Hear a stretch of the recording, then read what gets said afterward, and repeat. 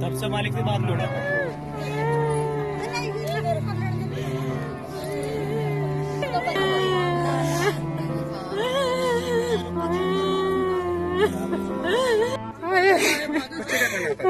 अभी लैट्रिन करोड़ा हो बजा कते वो सब भी आजा खेलने भी आ जाएंगे इनको या वो सारे लैट्रिन कराने अभी खेत मामा गरीबी बन का खा लो सब बच्चों का क्या होगा। छोटी छोटी लड़की इनके बारे में क्या सोचो। माँ बावड़ी हुई फिर रही बेचारी, घर में कुछ भी नहीं सोचा। गरीब तो बेचारे को घर में कुछ भी नहीं है, जमीन जायदाद भी नहीं जो सही पाल कर खुआ देगी अपने बच्चों को। सर यहाँ पे बच्चा गांव में से खेलने के लिए आया होगा या लैट्रिन वैट्रिन करने के लिए आया होगा और यहाँ से इन्होंने अरिजीत सिंघल जी ने ये जो तार थे अपने तो ठीक करवा लिए और जो गांव वालों के थे वो खुले छोड़ दिए। अब वे खेत में पड़े, अगर अपने खेत में भी नहीं होगा तो बच्चा जाओगा कहाँ।